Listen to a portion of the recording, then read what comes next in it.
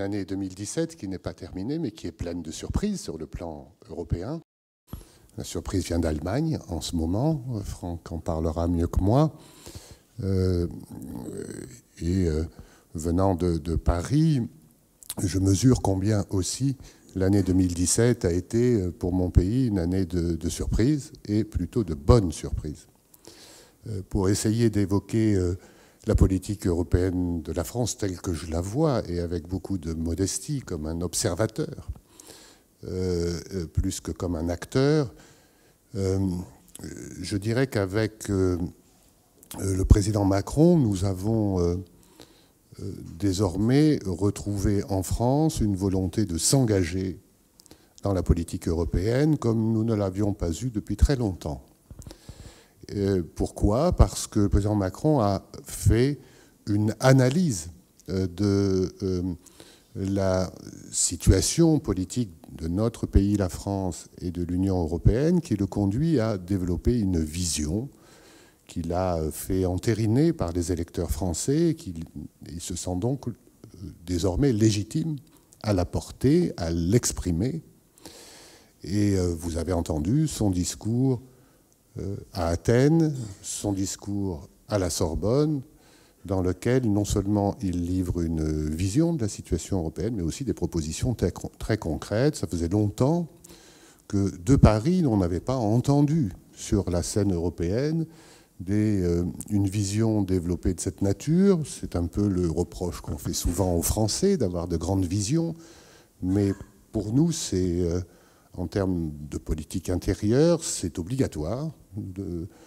Les grands chefs d'État qui se sont succédés en France ont tous développé des visions avant de faire des propositions et de mettre en œuvre des politiques. Et là, nous avons une analyse de la situation européenne et de la situation mondiale qui est profonde, articulée, et qui aboutit à un certain nombre de conclusions. En fait, la génération qu'incarne le président Macron, qu'on retrouve ailleurs en Europe, ici au Luxembourg, en Irlande, en Autriche désormais, avec un Premier ministre de 31 ans, est une génération qui vraisemblablement renouvelle un peu l'analyse géopolitique appliquée non seulement au monde et à l'Europe. C'est-à-dire qu'aujourd'hui, pour tous les dirigeants, comme pour tous les citoyens, les évolutions scientifiques et leur développement technologique vont tellement vite que leurs conséquences en termes de commerce, d'industrie, d'échanges internationaux bouleversent énormément de règles qui étaient considérées comme acquises, remettent en cause beaucoup de principes, y compris en Allemagne, et de règles auxquelles on est très attaché, et ont donc des conséquences politiques particulière avec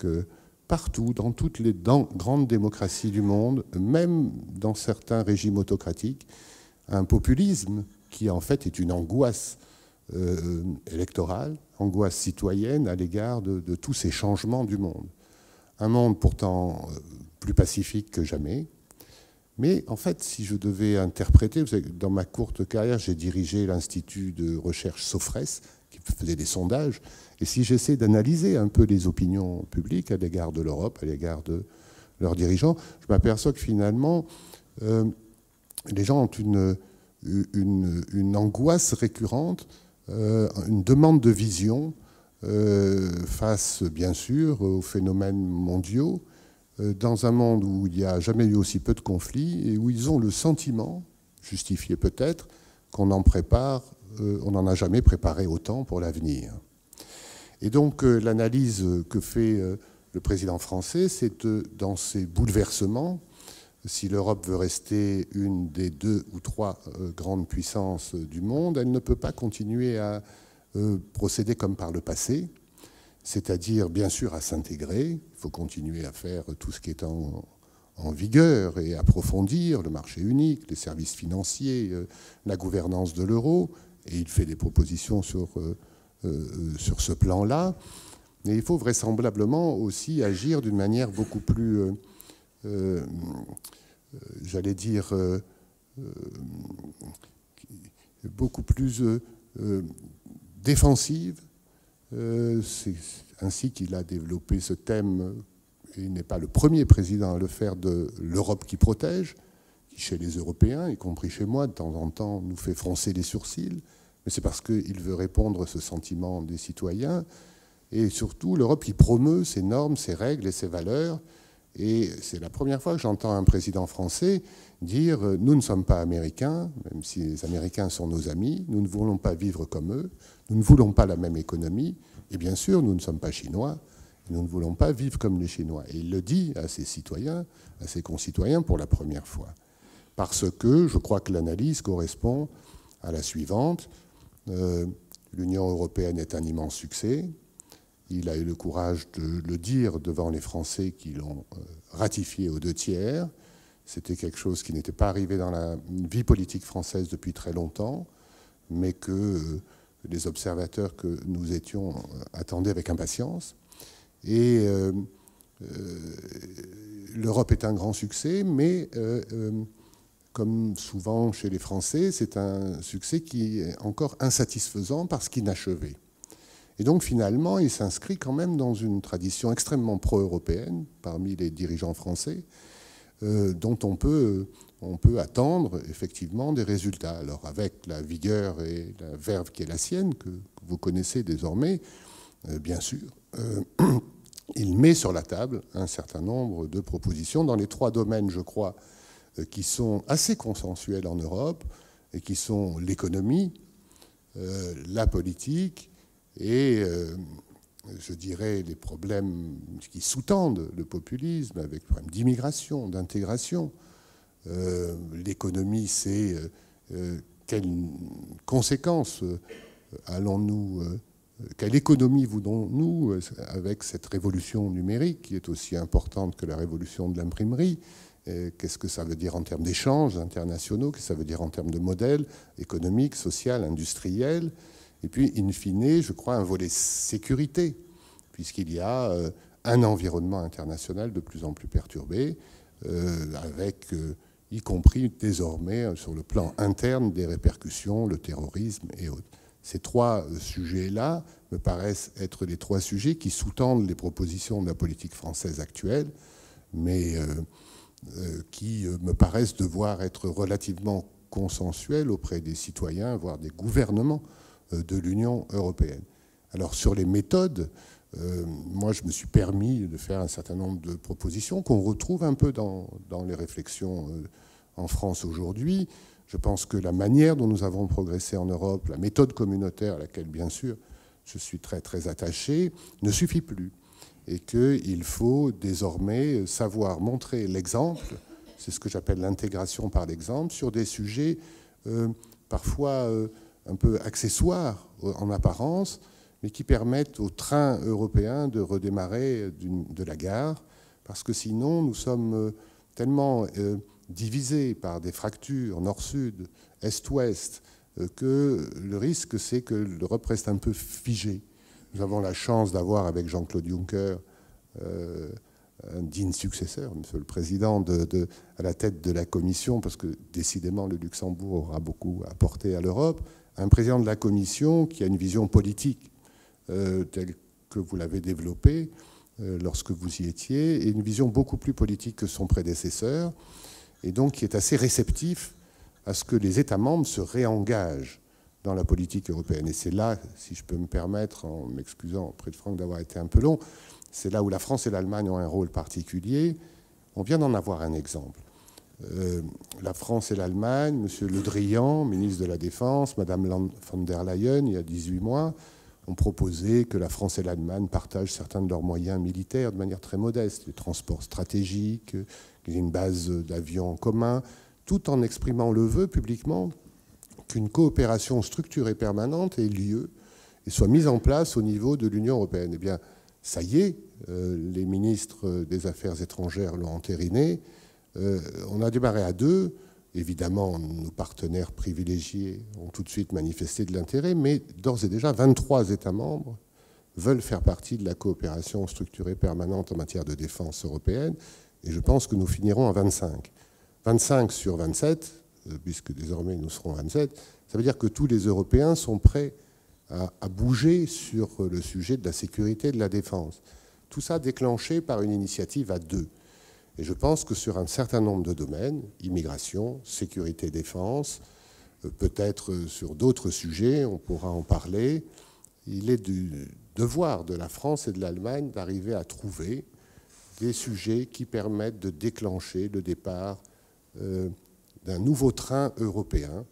Ça veut dire que l'Europe qui est communautaire, qui est avancée par une législation commune, garantie par une cour de justice, ce qui fait la richesse du marché unique, tout ceci, il faut le garder, il faut l'améliorer, le renforcer. Ça veut dire que si nous voulons faire des pas nouveaux, vraiment innovants, dans des domaines que nous n'avons pas pu encore aborder, comme la défense, la sécurité, la justice, la coopération policière, judiciaire, qui sont une nécessité aujourd'hui, des domaines régaliens, il faut désormais que des États montrent l'exemple. Ce ne sera pas facile, nos modèles sont différents, mais je pense que les conséquences en matière européenne seront très importantes. Et je crois qu'au fond, c'est ce qui anime un peu la politique européenne de la France aujourd'hui et les prises de position ou les propositions du président de la République. Que dire après cet exposé complet, brillant? J'aurais préféré de pouvoir répondre de façon plus, comment dire, rassurante. Si l'Allemagne avait déjà un gouvernement, il serait beaucoup plus simple de dire vers où va une politique européenne allemande. Tout le monde sait que ce n'est pas le cas. On voit mal à l'horizon une solution à cette crise, non pas institutionnelle, je ne pense pas qu'il faut non plus être trop dramatique, mais c'est une crise quand même nouvelle. Donc avant de parler de partenariat franco-allemand et avant d'aborder ensuite les perspectives européennes ensemble, en dialoguant, j'aimerais quand même dire un mot sur ma perception des positionnements par rapport à l'Europe qu'on a pu observer en Allemagne pendant la campagne et même pendant les négociations qui sont toujours en cours. Je sais que les Luxembourgeois connaissent bien les institutions allemandes. En France, il faut toujours d'abord expliquer que c'est des négociations qui durent un certain temps, que ce n'est pas un président qui a été élu, ce n'est pas Mme Merkel qui a gagné les élections, mais elle sera peut-être chancelière, mais il faut quand même que certaines choses se passent avant. Ça, il faut toujours le dire aux médias français surtout. Inutile de le faire ici. Mais il a été quand même un peu décevant pour des gens de ma génération, ou même des plus jeunes, beaucoup plus jeunes, nos enfants, qui ont vécu un simple parcours de bonheur européen, d'évidence européenne. Et c'était un peu décevant de voir que dans la campagne allemande, aucun parti n'a vraiment osé dire, avec une certaine conviction, sa volonté de faire avancer l'Europe, que ce soit sur des principes, que ce soit sur des méthodes, que ce soit sur des sujets particuliers. Martin Schulz, évidemment, comme il avait cet atout européen, ancien président du Parlement, le SPD a mis quelques éléments d'Europe, mais jamais de façon concrète, jamais dans les déclarations centrales. Et tous ceux qui ont pu regarder ou dû regarder le débat télévisé entre Mme Merkel et M. Schulz, eh bien, je ne sais pas ce que ça vous a fait. Moi, je me suis dit, aïe, aïe, aïe. Parce que c'était au fond un débat entre gestionnaires. Ce n'était pas du tout un débat politique. Il n'y avait pas beaucoup d'horizon, ne parlons pas de vision. Tout le monde sait que, comme disait Helmut Schmidt, je pense, quand on a des visions, il faut aller voir le médecin. Bon. Donc parlons d'horizon, parlons de perspective. Et là, il n'y a pas eu grand-chose dans les moments clés de la campagne électorale. Le FDP et les libéraux, avec leur champion que certains médias commencent à comparer avec Emmanuel Macron, c'est curieux, mais c'est vrai. Même eux qui voulaient rompre avec certaines traditions, qui veulent renouveler aussi un peu le style de la politique, même eux, ils n'ont pas osé vraiment mettre en avant des projets européens. C'est d'autant plus surprenant que la plupart des citoyens allemands restent profondément convaincus que l'Europe, c'est une bonne chose. C'est comme en France. Oui, il y a des critiques par rapport à certains phénomènes, il y a des critiques par rapport même l'euro et la Grèce, il y a eu quand même des phénomènes d'opposition, de populisme un peu simplistes, mais la grande majorité des Allemands, je suis convaincu, restent profondément attachés à cette aventure européenne. Donc comment expliquer cela ? Pourquoi cette absence d'Europe? Compliqué, je vais avancer quelques hypothèses, on pourra en discuter après. Il y a sans doute un élément qui compte dans tout ça, c'est que économiquement, l'Allemagne se porte relativement bien. Donc, tant mieux. Hein. Ça donne une espèce d'autocomplaisance. Qu'est-ce qu'on est bien, voilà. Je pense que c'est un risque, évidemment, quand on est entouré d'Européens. Et deuxième élément, peut-être dans cet entourage européen, le gouvernement allemand, mais aussi l'opinion publique allemande, était toujours très rapide quand il s'agissait de critiquer les autres. Voilà. Là, on était toujours très fort, hein, pour dire il faut faire comme ça, il faut faire comme ceci, il faut faire comme nous. Ben voilà. Je me rappelle bien qu'il y a encore 1 an et demi à peu près, le discours, même très sympathique, très amical, politique allemand par rapport à la France, était de dire ben, bon, faites votre ménage, il faut regagner confiance et après on parlera d'Europe. Voilà. Dans une certaine commodité. Hein, parce que l'Allemagne n'avait pas besoin d'avancer, parce qu'elle pouvait se dire que les autres doivent d'abord faire ce qu'il faut pour être compétitif. Le mot-clé, c'était toujours compétitivité. Bon. Et maintenant, moi je constate avec un certain plaisir, évidemment, la rapidité avec laquelle les choses ont changé en France. Et tu l'as rappelé, évidemment, il y a des choses sur la table. Et pas deux, il y a beaucoup de choses sur la table. Ça met l'Allemagne sous une certaine pression, une attente, une contrainte politique, c'est sans doute bien.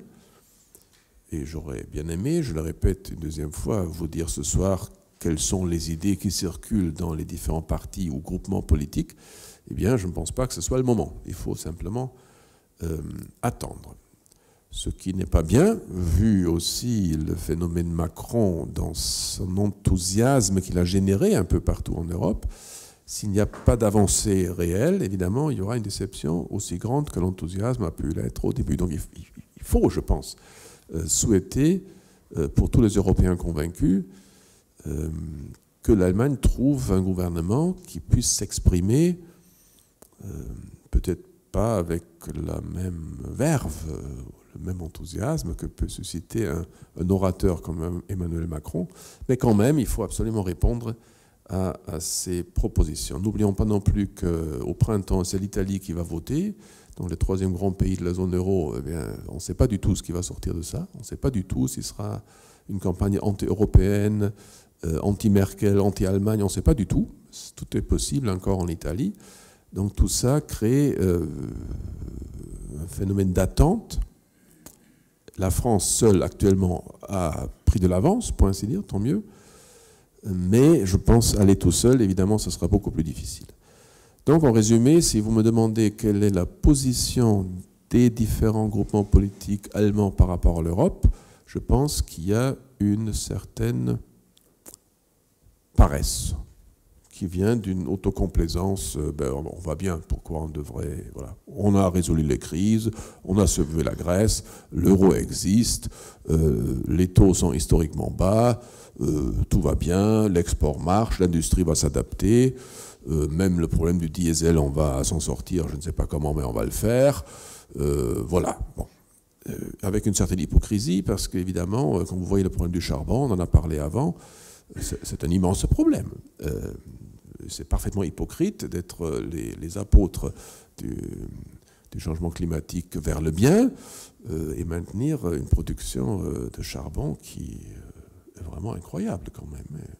Là, je pense que les Chinois vont doubler sans doute la fermeture de leur centrale de charbon beaucoup plus rapidement que les Allemands vont oser aborder ce sujet qui fâche évidemment parce qu'il y a l'emploi derrière. Bon.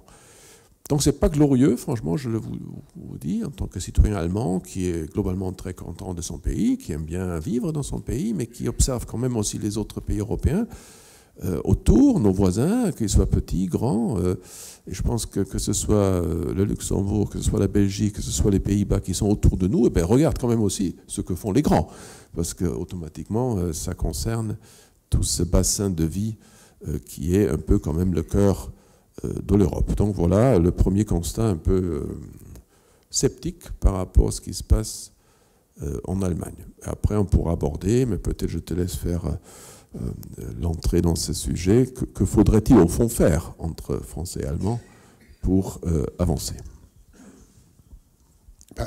Évidemment, c'est une vieille analyse française, mais elle retrouve du crédit dans un moment particulier de la politique internationale. Je crois que l'Europe ne pourra pas faire l'économie de la question de la puissance. Alors c'est quelque chose, l'Europe puissance, qui a toujours été vraiment développée par les Français et reçue par nos partenaires européens avec beaucoup de scepticisme. Mais en réalité, le moment est vraiment opportun. L'élection de Donald Trump a montré qu'il ne faut jamais durablement s'en remettre à d'autres pour assurer son indépendance et sa sécurité. C'est une vieille doctrine française. Ça ne veut pas dire que nous ne sommes pas les alliés privilégiés des États-Unis. Nous sommes dans le même camp. Mais ça veut dire que, c'est ce que j'explique vertement à mes amis polonais, par exemple, qui ne jurent que par l'OTAN et les Américains. Je leur dis, toute votre histoire montre que chaque fois que vous avez choisi les alliés les plus lointains, ça a été un drame pour votre pays. Donc il ne faut pas que nous fassions cette erreur. D'autant plus que la grande Chine commence à monter, et que même si les chiffres macroéconomiques placent encore l'Union européenne, la petite Union européenne, le petit continent européen, Paul Valéry disait « petit cap du continent asiatique ».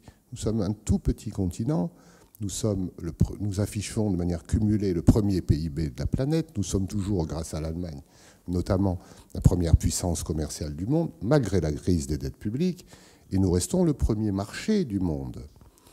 Google le sait très bien et a vraiment plus intérêt à faire ses emplettes sur le marché européen qu'aux États-Unis même. Donc, nous n'avons pas la démographie de l'avenir et donc nous sommes devenus le premier continent d'immigration du monde, problème majeur à mon avis et durable devant nous. Donc nous avons cette question de la puissance, c'est-à-dire comment exister dans l'alliance avec les États-Unis, mais pour la sécurité et la défense, nous allons voir tout de suite que les travers européens vont revenir. C'est-à-dire que, par exemple, en Allemagne, quand on parle défense, on parle industrie de défense déjà. Voilà. Donc les Allemands ont dit faire des avions, faire des satellites, etc.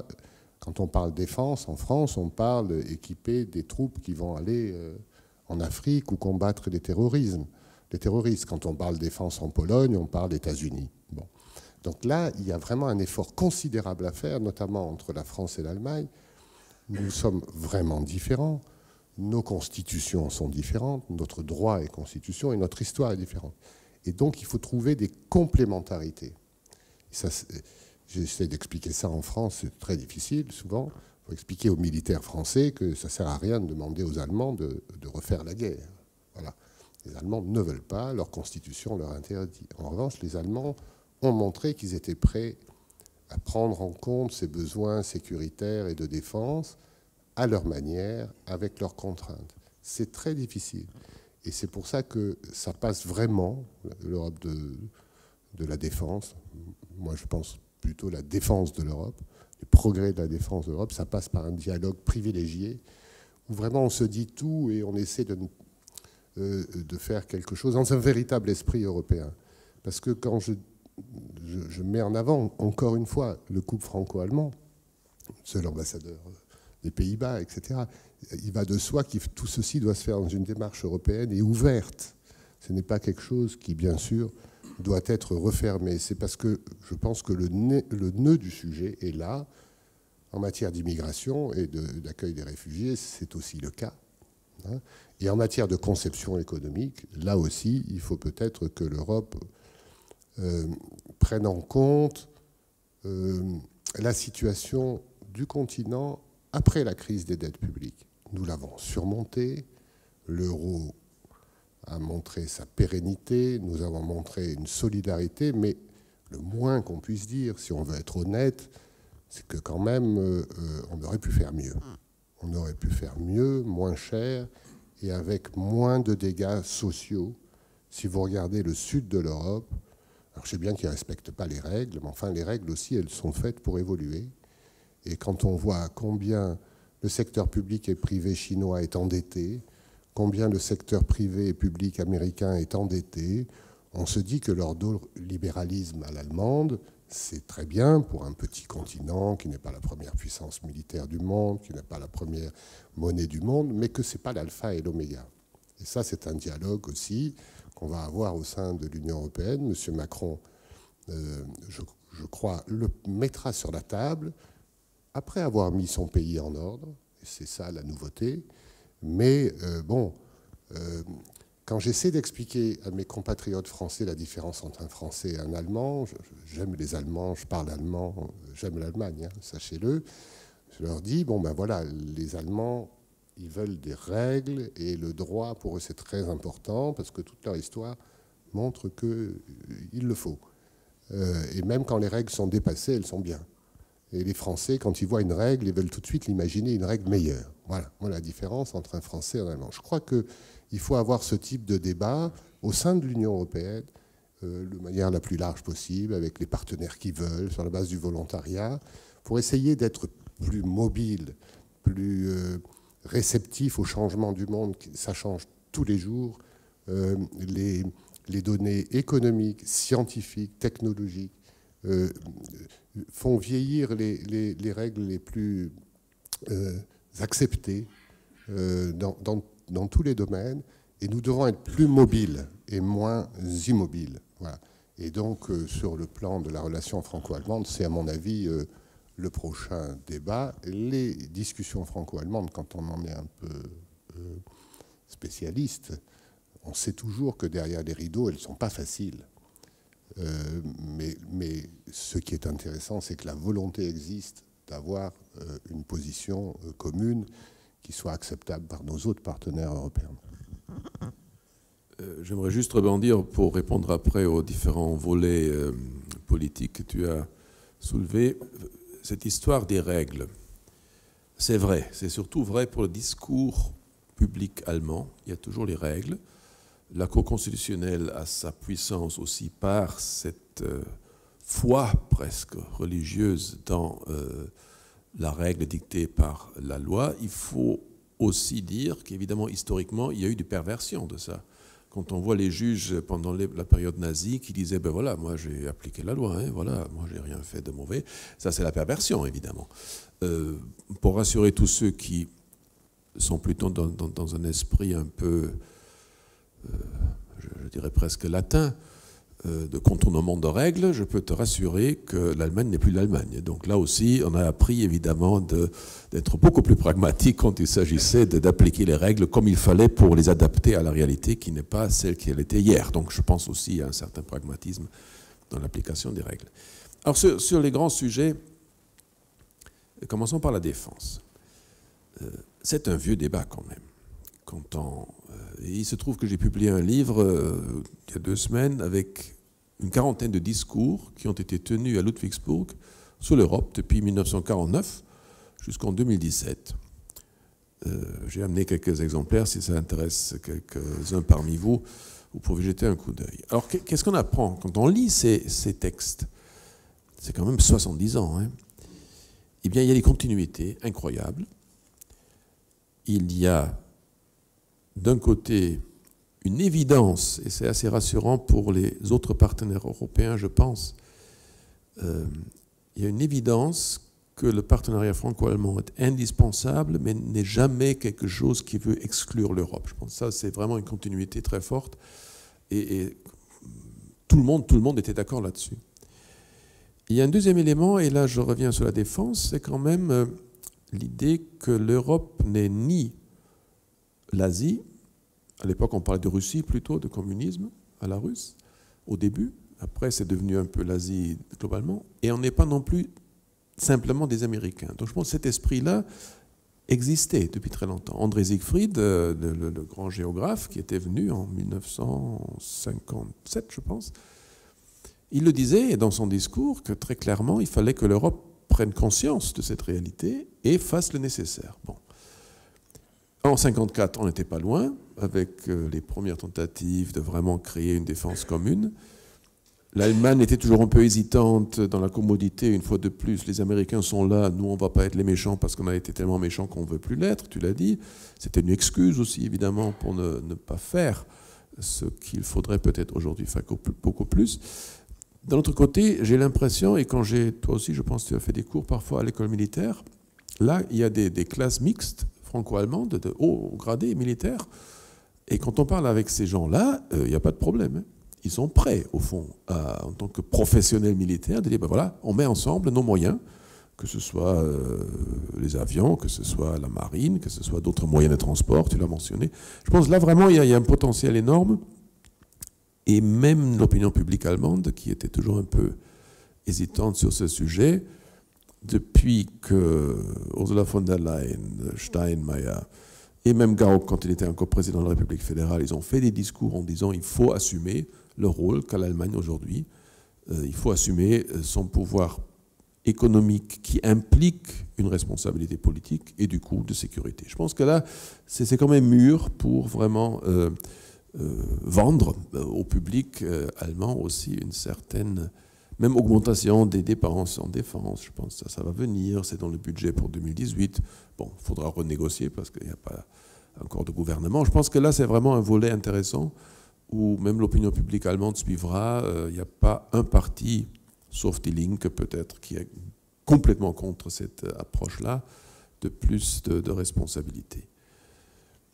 Sur l'immigration, je pense beaucoup a été fait déjà. Il y a évidemment beaucoup à faire, hein, c'est pas du tout terminé, mais quand même, il y a eu même des accords pas très agréables à regarder avec des pays d'origine qui ont été plus ou moins contraints, plus ou moins aidés à freiner cette migration qui est en grande partie une migration économique, évidemment, qui vient de l'Afrique. Donc je pense là, il faudrait être plus courageux pour dire certaines choses, même si elles fâchent.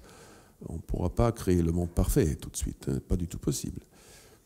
Et troisième point, et je m'arrêterai là, quand on regarde un peu les mécanismes économiques, gouvernance de la zone euro, toutes ces questions qui sont sur la table, ces propositions qui sont là, c'était assez surprenant et très, très beau à voir, quand un jour après le discours d'Emmanuel Macron à la Sorbonne, dans Le Monde et le FAZ, je pense, il y avait un article publié de 14 économistes, et vraiment les meilleurs, français et allemands, qui avaient ensemble quand même donné un corridor, des Leitplanken, comme on dit en allemand, où on pouvait très bien avancer sur cette dialectique, respecter les marchés, volontarisme politique.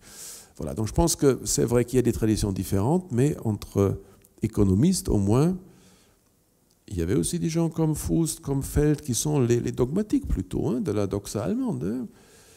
Eucken, etc. Donc c'est vraiment la vieille pensée allemande, mais même eux, ils ont co-signé ce papier en disant, ben voilà, il faut faire un effort pour ne plus rester dans ces positions un peu figées, les règles et puis le volontarisme politique de l'autre côté. Donc je pense que là, ça a beaucoup bougé aussi. Donc sur les trois sujets qu'on a abordés, sécurité, migration et gestion de la zone euro, je pense que les lignes ont bougé, et ce qui manque, et je reviens à mon point de départ, ce qui manque, c'est le volontarisme politique du côté allemand. Si ça vient, je pense qu'on pourra faire beaucoup de choses ensemble.